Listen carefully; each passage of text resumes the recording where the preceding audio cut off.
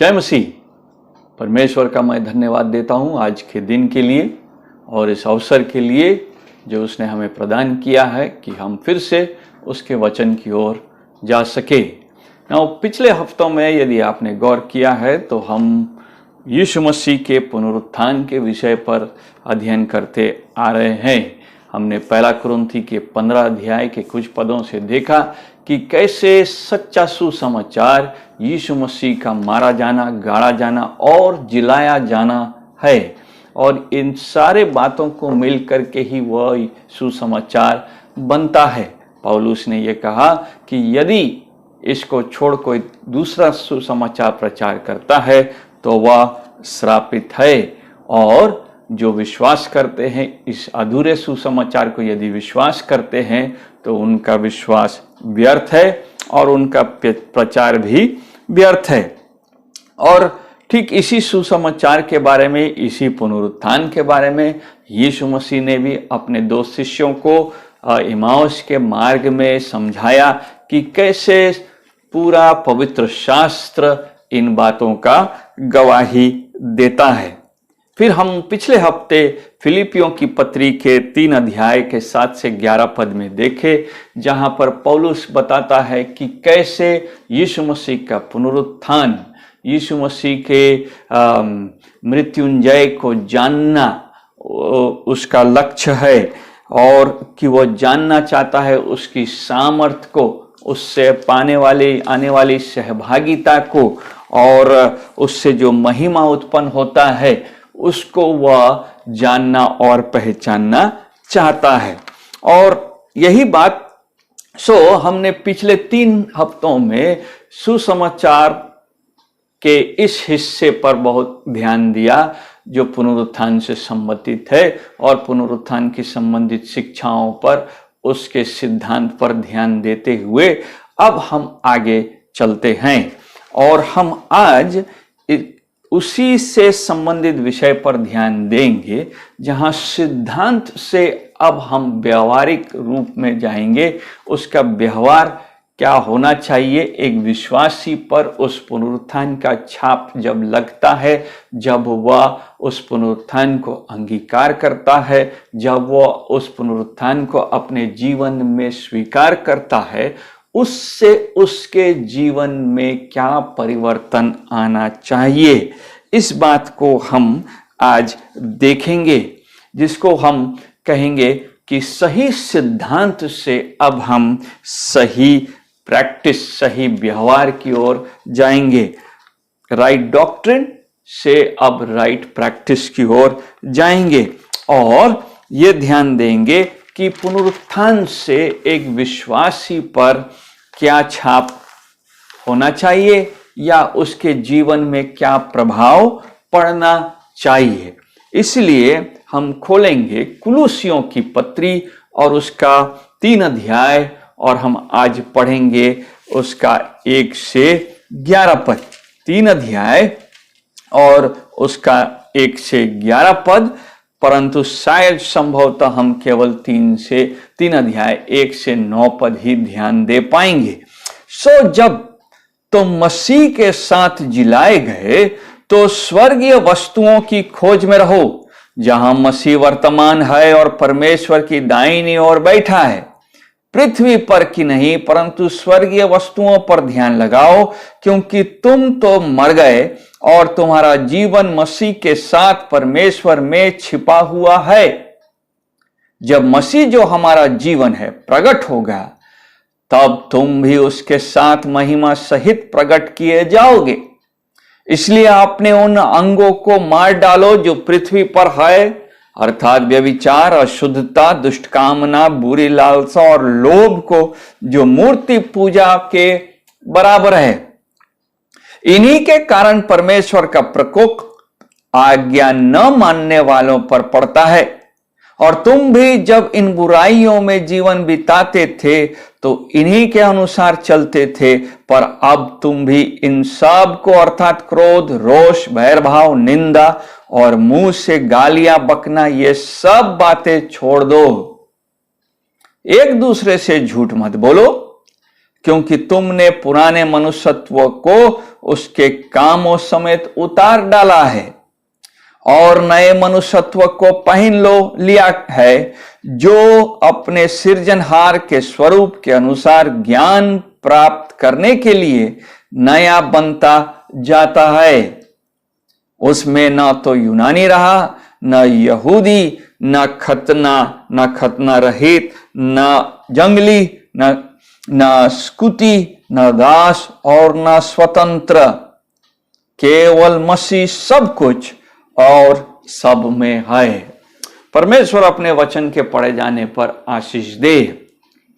कुलुसियों की पत्री के 3 अध्याय में पौलुस एक पुनरुत्थित विश्वासी के आचरण पर हमारा ध्यान को केंद्रित करा रहा है। एक विश्वासी जिसने उद्धार पाया है, जो यीशु मसीह के साथ मारा गया, गाड़ा गया और जिलाया गया है, उसका चरित्र किस प्रकार का होगा। पिछले 3 हफ्तों से हम ये देखते आ रहे थे कि पुनरुत्थान एक व्यावहारिक विषय है, परंतु यह विषय सुसमाचार पर आधारित है। यह व्यावहारिक है, परंतु इसका एक सिद्धांत है और यह सिद्धांत हमको पवित्र शास्त्र में मिलता है। इसकी शिक्षाएं, इसका न्याय हमको पवित्र शास्त्र में मिलता है। और इस कारण से 3 अध्याय का प्रथम पद इसी बात से आरंभ होता है कि तुम मसीह के साथ जिलाए गए। जबकि यह घटना हो चुका है, जबकि पश्चाताप के द्वारा एक विश्वासी यीशु मसीह के पुनरुत्थान को चखता है, जबकि परमेश्वर ने उस पर अनुग्रह किया है, तो वह यीशु मसीह के साथ जिलाए जाने के कारण से उसका फल अब खाता है। गलातियों की पत्री 2 अध्याय का 20वां पद बताता है, पौलुस कह रहा है गलातियों की पत्री के 2 अध्याय के 20वें पद में कि मैं मसीह के साथ क्रूस पर चढ़ाया गया हूं और अब मैं जीवित न रहा, पर मसीह मुझ में जीवित है। और मैं शरीर में अब जो जीवित हूं तो केवल उस विश्वास से जीवित हूं जो परमेश्वर के पुत्र पर है, जिसने मुझसे प्रेम किया और मेरे लिए अपने आप को दे दिया। सो पौलुस ये कह रहा है कि विश्वासी पश्चाताप में परमेश्वर की अनुग्रह से उस सुसमाचार को समझता है और उसके विशेषताओं को अपने जीवन में महसूस करता है, अंगीकार करता है अपने पापों का, तो वह भी मसीह के साथ मारा जाता है, अपने पापों के लिए गाड़ा जाता है और फिर एक नया मनुष्य बन करके पुनरुत्थित होता है। और यह पद हमको एक विश्वासी का ख्रिस्त के साथ उसकी एकता को समझाता है। ठीक इसी प्रकार का भाषा पौलुस ने रोमियो की पत्री के 6 अध्याय के 3 और 4 पद में भी प्रयोग किया। 6 अध्याय और उसके 3 और 4 पद में क्या कहता है कि क्या तुम नहीं जानते कि हम जितनों ने मसीह यीशु का बपतिस्मा लिया तो उसकी मृत्यु का बपतिस्मा लिया, सो उस मृत्यु का बपतिस्मा पाने से हम उसके साथ गाड़े गए, ताकि जैसे मसीह पिता की महिमा के द्वारा मरे हुओं में से जिलाया गया, वैसे ही हम भी नए जीवन की सी चाल चलें। उद्धार में परमेश्वर हमको अपना जीवन देता है, उद्धार में परमेश्वर हमको अपना पुनरुत्थान देता है, और जब हम पुनरुत्थान पाते हैं तो हमको उसके अनुसार जीवन व्यतीत करना होगा। और 4 पद का आखिरी हिस्सा 6 अध्याय रोमी बताता है कि हमको नए जीवन की सी चाल चलना है। और कुलुसियों की पत्री के 3 अध्याय में हम यही नए जीवन की सी चाल के बारे में देख रहे हैं। विश्वासियों का यह कर्तव्य बन जाता है कि वो इस नए जीवन के अनुसार अपने आप को चलाए। फिलिपियों की पत्री उसका 2 अध्याय का 12 पद यही इस बात को स्पष्ट करता है। 2 अध्याय का 12 पद बताता है कि सो है मेरे प्यारों, जिस प्रकार तुम सदा से आज्ञा मानते आए हो, वैसे ही अब भी न केवल मेरे साथ रहते हुए पर विशेष करके अब मेरे दूर रहने पर भी डरते और कांपते हुए अपने उद्धार का कार्य पूरा करते जाओ। विश्वासियों को जो उद्धार मिला है, जो समय काल में हो चुका है, एक बार हुआ है, उन सारे चुने हुए विश्वासियों के लिए हुआ है। जब विश्वासी इसको अंगीकार करता, अपने पापों को, इस उद्धार को मानता है, स्वीकार करता है, परमेश्वर के अनुग्रह से ही होता है, तो वह यह भी मानता है कि अब से वह इस नए जीवन के पथ पर चलेगा और इस उद्धार को वह पूरा करेगा, परमेश्वर के भय में करेगा, डरते और कांपते हुए करेगा। और इस क्यों करेगा? क्योंकि 3 अध्याय, वापस हम कुलुसियों की पत्री में जाएंगे, क्यों वहां लिखा है 3 अध्याय का 1 पद में कि वह कैसे, क्योंकि मसीह के साथ जिलाए गए तो स्वर्गीय वस्तुओं की खोज में रहो। क्यों? जहां मसीह वर्तमान है और परमेश्वर की दाहिनी ओर बैठा है। यह महत्वपूर्ण है क्योंकि हम स्वर्गीय वस्तुओं की इसलिए खोज करेंगे क्योंकि मसीह वहां पर है। उद्धार हमको मसीह का मिला है, मसीह से मिला है, और मसीह के साथ जिलाए जाने के कारण से मसीह ही हमारा सब कुछ है। 11 पद का 3 अध्याय का आखिरी लाइन कहता है 11 पद में कि केवल मसीह सब कुछ और सब में है। दूसरे जगह में लिखा गया सब कुछ उसी के द्वारा और उसी के लिए है। ना कुलुसियों के विश्वासियों में एक झूठी शिक्षा आ चुकी थी कि उद्धार के लिए केवल मसीह पर विश्वास करना पर्याप्त नहीं था। यहूदी झूठे शिक्षक आके ये सिखाने लगे कि उनको अपने पुराने रीति रिवाज, रूढ़िवादी विश्वास पर फिर से जाना होगा, फिर से उन व्यवस्था की बातों को, विशेष करके बाहरी रीति के चिन्हों को, जिनको वो पहले मानते आते थे, उसी को मानना होगा, क्योंकि क्रूस अपने आप में उद्धार देने के लिए काफी नहीं था। इसलिए खतना कराना होगा, विशेष दिन को मानना होगा, और यहूदी विश्वास के साथ जो बाकी के नियम थे उसको मानने से ही वे आत्मिक रीति से और बेहतर हो जाते। इसी प्रकार से यूनानी झूठे शिक्षकों ने आकर के ये शिक्षा दिया कि नहीं, केवल हम यीशु मसीह पर विश्वास करेंगे वो काफी नहीं होगा, बल्कि हमको और भी दैविक प्राणियों के को प्रार्थना करना होगा, उन स्वर्गदूतों से विनती करना होगा, उनकी जानकारी रखनी होगी, तभी हम उनके द्वारा स्वर्गीय चीजों को समझ पाएंगे और अधिक आत्मिक बन सकेंगे। क्योंकि शरीर अपने आप में पापी है, इसीलिए शरीर से कोई कुछ नहीं करेगा। शरीर इंपॉर्टेंट नहीं है, हमको बौद्धिक रीति से आत्मिक होना होगा।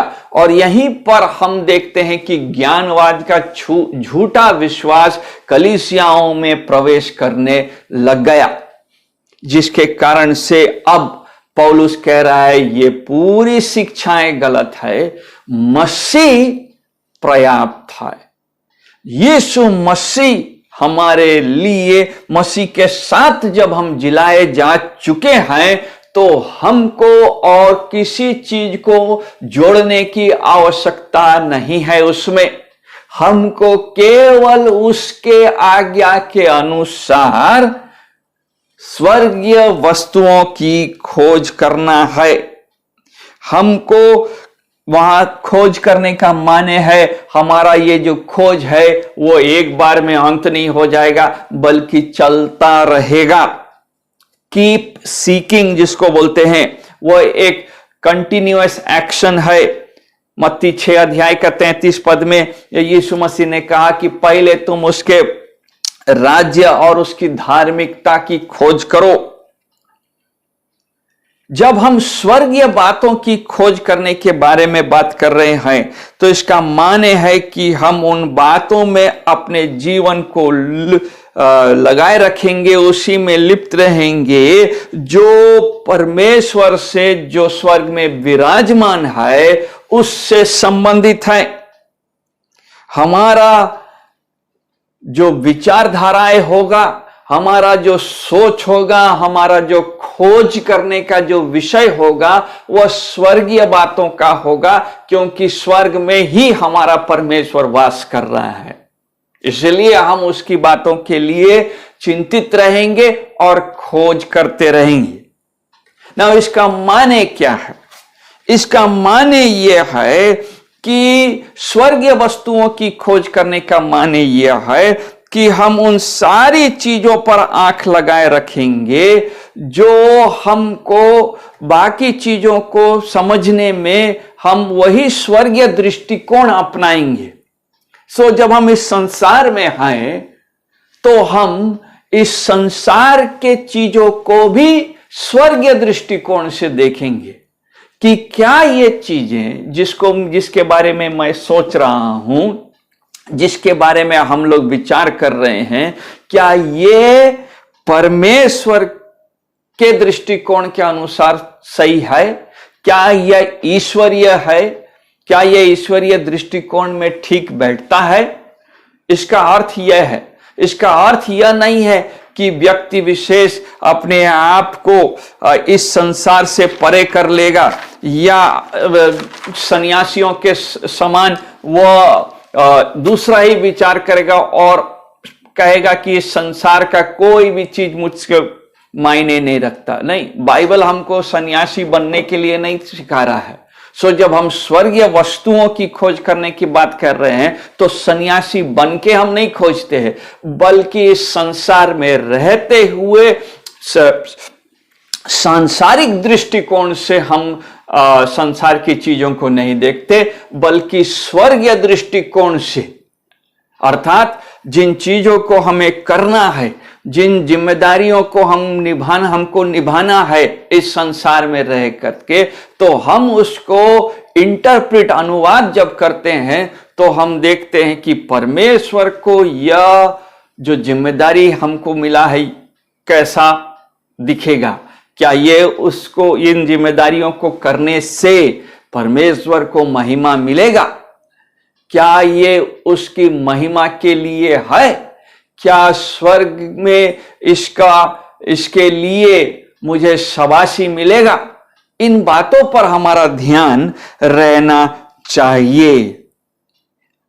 निश्चय इन समयों में जब हम लॉकडाउन में है तो अभी तो हम इन बातों को समझते हैं और आत्मिक बातों को ज्यादा दिलचस्पी से सुनते भी हैं और उस पर अध्ययन मनन भी कर रहे हैं। इस कारण से आज के इन दिनों में जब सब कुछ बंद है तो शायद स्वर्गीय बातों को, स्वर्गीय वस्तुओं की खोज में रहो, समझना आसान भी हो रहा है और हम कर भी रहे हैं क्योंकि इस समय हमारे हाथ में है। परंतु उस समय का क्या होगा जब फिर से सब कुछ चालू हो जाएगा और फिर सब हम फिर से व्यस्त हो जाएंगे? क्या उन दिनों में भी हमारा दृष्टिकोण स्वर्गीय बातों पर होगा? होना चाहिए। क्यों? वहां लिखा है जहां मसीह वर्तमान है और परमेश्वर की दाहिनी ओर बैठा है।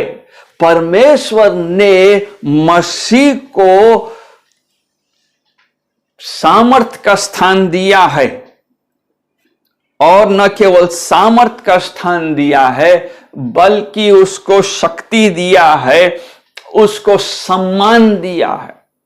भजन 110 का एक पद बताता है कि उसने अपने पुत्र को दाहिने हाथ में, दाहिने तरफ में विराजमान कराया है। लूका रचित सुसमाचार के 22वें अध्याय में यीशु मसीह स्वयं बताता है, उसके 69 में, लूका रचित 69 22वां अध्याय में यीशु मसीह कह रहा है, और हम खोलेंगे उसे,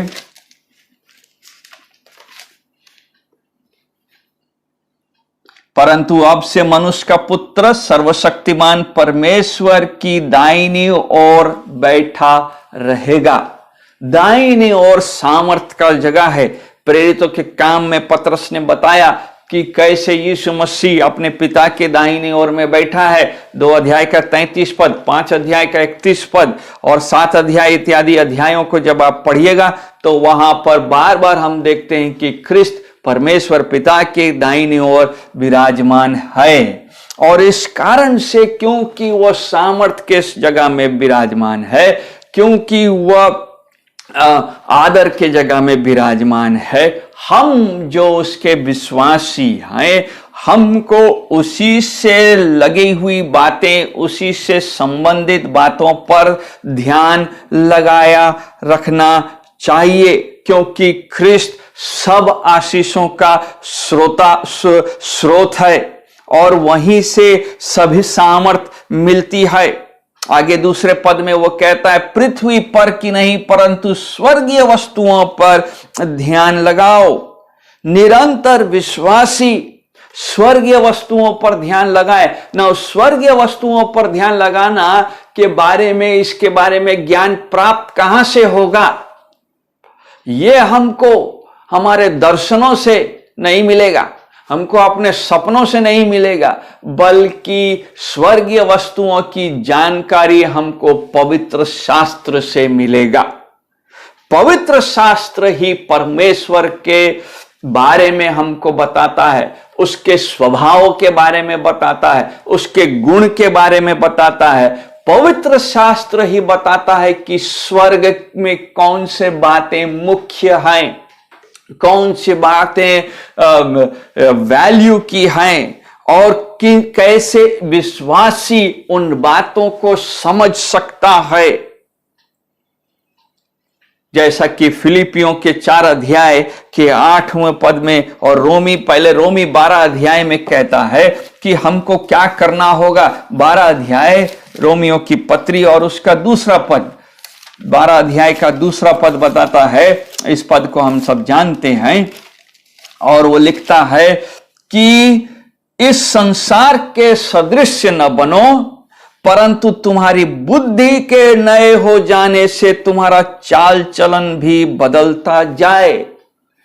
सुसमझ पवित्र शास्त्र हमारा बुद्धि को, हमारे सोच को, हमारे विचारों को बदलता है और बदलने की क्षमता रखता है। और जब वो बदलता है तो हमारा चाल चलन पर उसका प्रभाव पड़ता है, जिससे तुम परमेश्वर की भली और भावती और सिद्ध इच्छा अनुभव से मालूम करते रहो। वचन बताता है कि जब बुद्धि बदलता है, जो पवित्र शास्त्र से मिलता है, तब हम परमेश्वर की भली भांति और सिद्ध इच्छा को जानते हैं। हम परमेश्वर की सिद्ध इच्छा को कई बार बाइबल से बाहर जानने की चेष्टा में लगे रहते हैं कि कुछ ऐसा अनुभव हो जाए मेरा, जिससे हम अचानक आत्मिक बन जाए। नहीं मेरे प्रियो, बाइबल हमें यह नहीं सिखाती है। बाइबल सिखाती है कि विश्वास में बढ़ना पवित्र शास्त्र को पढ़ने, समझने, मनन करने से होता है। इसलिए पौलुस ने कहा कि डरते और कांपते हुए उस उद्धार के कार्य को, फिलिपी 2 अध्याय के 12 पद में उसको पूरा करो। उसी फिलिपियों की पत्री के 4 अध्याय के 8वें पद में वो कहता है, फिलिपी 4 अध्याय के 8वें पद में यहां लिखा है, निदान है भाइयों, जो जो बातें सत्य है, जो बातें आदरणीय है, और जो जो बातें उचित है, जो जो बातें पवित्र, और जो जो बातें सुहावनी है, जो जो बातें मन भावनी है, हे निदान जो जो सद्गुण और प्रशंसा की बातें, उन्हीं पर ध्यान लगाया करो। जब बुद्धि नया होने का मतलब है कि कौन कौन सी बातों पर हमारा ध्यान होगा। पुनरुत्थित मसीह के साथ पुनरुत्थित होने का माने है कि हमारा वर्ल्ड व्यू, हमारा संसार को देखने का तरीका, हमारा दृष्टिकोण में बदलाव आना चाहिए। और जब दृष्टिकोण में बदलाव आएगा तो स्वभाव में बदलाव आएगा। और इस कारण से पौलुस हमको यह चेतावनी देता है। लेकिन ये सारी बातें क्यों होंगी, क्यों करना है, यहीं पर कुलुसियों की पत्री वापस हम जाएंगे, जहां पर हम देखते हैं, वो लिखता है 3 अध्याय के 3 पद में, वहां लिखता है, क्योंकि तुम तो मर गए और तुम्हारा जीवन मसीह के साथ परमेश्वर में छुपा हुआ है। क्या मतलब है जब पौलुस 3 अध्याय के 1 पद में कहता है कि तुम मसीह के साथ जिलाए गए। मसीह के साथ जिलाने का माने है कि हम पहले मसीह के साथ मर गए। 3 अध्याय का 3 पद, तुम तो मर गए, तुम उन पापों के लिए पश्चाताप में करने से व्यक्ति उन पापों के लिए मर गया है। अर्थात जिन पापों के लिए यीशु मसीह बलिदान हुआ है, उन पापों के लिए यह व्यक्ति मर गया है। और जब हम गलातियों की पत्री के 6 अध्याय को पढ़ते हैं तो उससे हमको मालूम चलता है कि यह घटना एक बार घट गया है। गलाती उसका 6 अध्याय और उसका 14वां पद बताता है, पर ऐसा न हो कि मैं और किसी बात का घमंड करूं, केवल हमारे प्रभु यीशु मसीह के क्रूस का, जिसके द्वारा संसार मेरी दृष्टि में और मैं संसार की दृष्टि में क्रूस पर चढ़ाया गया हूं। जब हम मर गए हैं का माने है कि हम भी क्रूस पर इन पापों के लिए चढ़ाए गए हैं। अब ये पाप हमें दोषी ठहरा नहीं सकता, ये पाप हमको दंडित नहीं कर सकता। क्यों? क्योंकि यीशु मसीह के लहू में हम छुपा लिए गए हैं, हम धो दिए गए हैं। यही 3 का दूसरा हिस्सा कहता है कि हम परमेश्वर में छिपा हुआ है। हम जब परमेश्वर में छिपा हुआ है का माने है कि वह अपने मृत्यु में, अपने मारे जाने, गाड़े जाने और जिलाए जाने में हमको पिता के साथ जोड़ता है। और उसके इस बलिदान के कार्य में पश्चाताप के द्वारा हम पिता और पुत्र के साथ एक हो जाते हैं। 2 पत्रस हमको बताता है कि 2 पत्रस 1 अध्याय का 4 पद, 2 पत्रस 1 अध्याय का 4 पद इस बात का थोड़ा स्पष्ट करता है कि जिनके द्वारा उसने हमें बहुमूल्य और बहुत ही बड़ी प्रतिज्ञाएं दी, आगे, ताकि इनके द्वारा तुम उस सड़ाहट से छूटकर जो संसार में बुरी अभिलाषाओं में होती है, ईश्वरीय स्वभाव के सहभागी हो जाओ। सो यीशु मसीह के बलिदान में और उसके बलिदान के अंगीकार में और स्वीकार करने से हम उस स्वर्गीय स्वभाव को अपना लेते हैं और हमें एक नया जीवन मिलता है। और इस नए जीवन के मिलने से हम एक नए तरीके से रहना आरंभ करते हैं। इस कारण से 4 पद बताता है कि मसीह अब हमारा जीवन है जो प्रकट होगा, और तब तुम भी उसके साथ महिमा सहित प्रकट किए जाओगे। मसीह हमारा जीवन है। मसीह हमको एक अविनाशी मिरास देता है। एक उद्धार में यह आशीष है जो अविनाशी है, जो सड़ता नहीं है, जो निर्मल है, और वह अंत के दिन में दिखेगा। जब यीशु मसीह फिर से आएगा, उस दिन हमको लोग पहचानेंगे कि हम क्या हैं। यूहन्ना बताता है, एक अध्याय, ये पहला यूहन्ना 3 अध्याय का 2 पद बताता है कि अभी तो हम केवल 3 अध्याय का 2 पद बताता है, हे प्रियो, अभी हम परमेश्वर के संतान हैं और अब तक यह प्रकट नहीं हुआ कि हम क्या कुछ होंगे। विश्वासी जब यीशु मसीह के पुनरुत्थान में एक होता है, जब परमेश्वर की अनुग्रह में वह उद्धार प्राप्त करता है, तो वह केवल परमेश्वर के संतान तक सीमित नहीं है। जिसको अविश्वासी मूर्खता की बातें समझता है, बल्कि यूहन्ना बताता है कि और क्या कुछ होंगे, इसके बारे में तो हम द्वितीय आगमन में इसकी पूरी विशेषता के साथ समझ पाएंगे। और यही इसकी महिमा का विषय है। यही आनंद देता है, जिसके साथ महिमा वहां लिखा है कि हम उसके साथ महिमा सहित प्रकट किए जाओगे। ये सिद्धांत है, ये हमको विवश करता है कि हम पुनरुत्थित मसीह के साथ जब हम पुनरुत्थित हुए हैं और पुनरुत्थित नया जीवन पाए हैं, तो हमारा चाल चलन इसी प्रकार का होना चाहिए। 5 पद से 9 पद में हम उसके व्यवहार पर ध्यान देते हैं। क्योंकि ये सारा चीज हो चुका हमारे जीवन पे, तो 5वां पद कह रहा है, इसलिए अपने उन अंगों को मार डालो जो पृथ्वी पर है।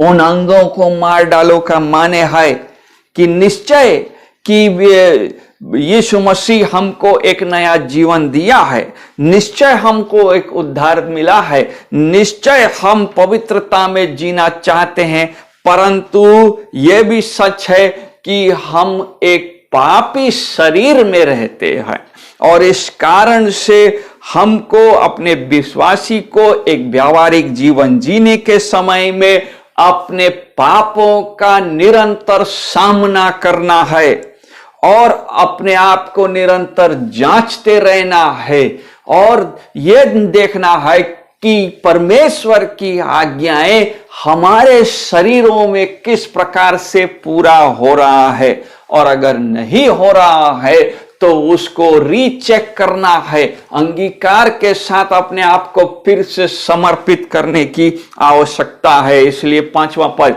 इसलिए उन अंगों को मार डालो जो पृथ्वी पर है। एक निर्णय लेना है। वहां पर जिस प्रकार से लिखा है, मार डालने का माने है कि वह एक एक्शन है जिसको करना है। उस पर सोच विचार नहीं करना है कि करेंगे या नहीं करेंगे, उसको करना है। क्यों? क्योंकि इसी से हम उस स्वर्गीय वस्तुओं की खोज में लगे रह सकते हैं। कलीसिया इतिहास में इस पद को कई बार कलीसिया पिताओं ने गलत समझा और कईयों ने यह शिक्षा दिया अंग मारने के विषय में कि सचमुच में वहां पर शरीर के अंगों को काट डालने के विषय में है। नहीं, बाइबल हमें यह नहीं सिखाती है। बाइबल हमको सन्यासी बनने, एसेटिक बनने के बारे में नहीं बात कर रही है, या जानबूझ करके अपने शरीर को दुख देने के बारे में नहीं बात कर रही है। शरीरों को दुख देने से हम पवित्र नहीं होते। मन की पवित्रता के कारण से हम अपने शरीरों को पवित्र रखना चाहेंगे। बुद्धि के पवित्रता के कारण से हम अपने अंगों को भी पवित्र रखेंगे। ना यूनानी ये शिक्षा थी कि शरीर महत्वपूर्ण नहीं है, शरीर कैसा भी रखो कोई दिक्कत नहीं है, बुद्धि से हम परमेश्वर को जान लेंगे। इस कारण से वे अपने शरीरों को नाना प्रकार के लीला क्रीड़ाओं में व्यतीत करते थे और मूर्ति पूजा के समय में इन सारी चीजों में वे व्यस्त रहते थे, व्यभिचार में और दुष्कामना में और बुरी लालसाओं में।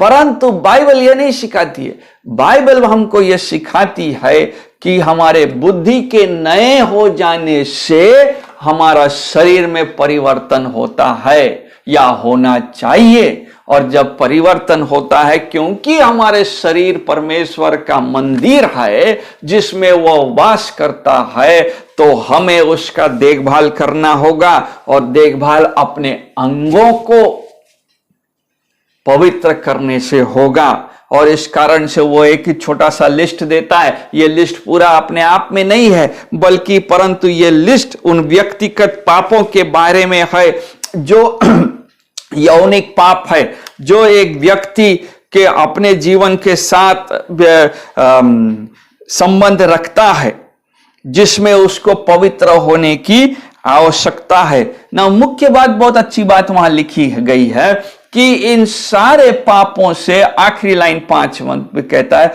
लोभ को जो मूर्ति पूजा के बराबर है।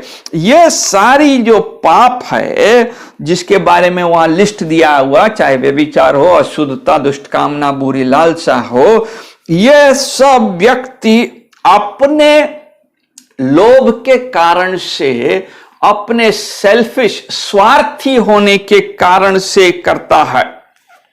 वह परमेश्वर की आज्ञाकारिता के कारण से उत्पन्न नहीं होता, बल्कि उसने अपने आप को मुख्य बनाया है और इस कारण से अपने इच्छाओं को प्रथम स्थान दिया है। जब व्यक्ति अपने आप को और अपनी इच्छाओं को प्रथम स्थान देता है और परमेश्वर का दूसरा स्थान देता है, तो इसका माने है कि वह मूर्ति पूजक है, वो अपने आप को परमेश्वर बना रहा है। इस कारण से वहां लिखा है कि ये सारी बातें, लोभ को जो मूर्ति पूजा, ये सारी बातें मूर्ति पूजा के बराबर है। जब मनुष्य अपने शारीरिक कामनाओं को पूरा करना चाहता है और केवल अपने बारे में सोचता है, तो वह अपने आप को ही परमेश्वर बना लेता है, जिसके कारण से वह चाहता है कि उसकी इच्छा पूरी हो, और यह मूर्ति पूजा है। जब हम लोभ का विपरीत संतुष्टि है। बाइबल हमको सिखाती है कि हमको परमेश्वर में संतुष्ट होना चाहिए। फिलिपियों की पत्री 4 अध्याय, फिलिपियों की पत्री 4 अध्याय और उसका 11 पद, 4 अध्याय का 11 पद बताता है कि यह नहीं कि मैं अपनी घटी के कारण यह कहता हूं, क्योंकि मैंने यह सीखा है कि जिस दशा में हूं उसी में संतोष करूं। वचन हमको सिखाता है कि हमें संतुष्टि परमेश्वर में मिलता है और उसी संतुष्टि को खोजना चाहिए। हमें यह संतुष्टि तब मिलता है जब हम परमेश्वर के प्रतिज्ञाओं पर भरोसा करेंगे, उसके ज्ञान पर भरोसा करेंगे, उसकी योजनाओं पर भरोसा करेंगे। अविश्वासी परमेश्वर को प्रथम स्थान नहीं देते। इस कारण से वे इन क्रियाओं में लग करके मूर्ति पूजा करते हैं। जल्दी से 6 और 7 पद में जाएंगे, जहां लिखता है कि इन्हीं के कारण परमेश्वर का प्रकोप और क्रोध आज्ञा न मानने वालों पर पड़ता है। और तुम भी जब इन बुराइयों में जीवन बिताते थे तो इन्हीं के अनुसार चलते थे। हमारा भी जीवन ऐसा था, परंतु विश्वासियों को परमेश्वर का वचन बताता है कि अब ऐसा नहीं है। अविश्वासी इन पापों के कारण से परमेश्वर के श्राप के नीचे आते हैं।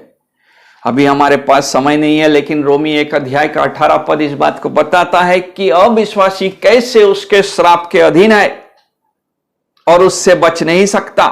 परंतु क्योंकि हमको हमारा उद्धार हुआ है और क्योंकि हम विश्वास में हमको उसने अपने पास लाया है, वह हमको अनुग्रह दिया है और हम उसके संतान होने के कारण से हम इन पापों में अपने जीवन को अब नहीं व्यतीत करना चाहते हैं।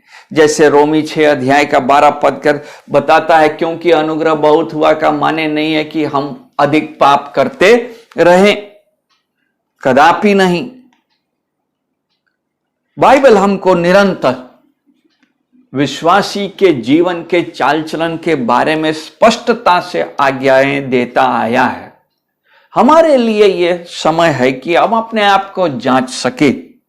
आगे के पदों को अगली बार हम देखेंगे, परंतु आज यह समझना जरूरी है कि पुनरुत्थित यीशु मसीह का समझ व्यवहारिक है।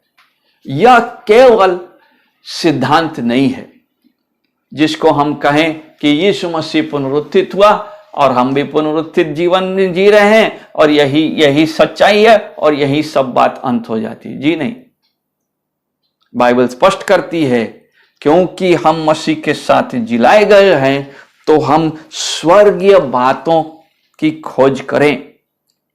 अंत करने से पहले मैं एक पद पढ़ना चाहता हूं जो इसी अध्याय के 16वें पद में मिलता है, जहां पर पौलुस लिखता है, मसीह के वचन को अपने हृदय में अधिकाई से बसने दो, सिद्ध ज्ञान सहित एक दूसरे को सिखाओ और चिताओ और अपने अपने मन में अनुग्रह के साथ परमेश्वर के लिए भजन और स्तुति गान और आत्मिक गीत गाओ।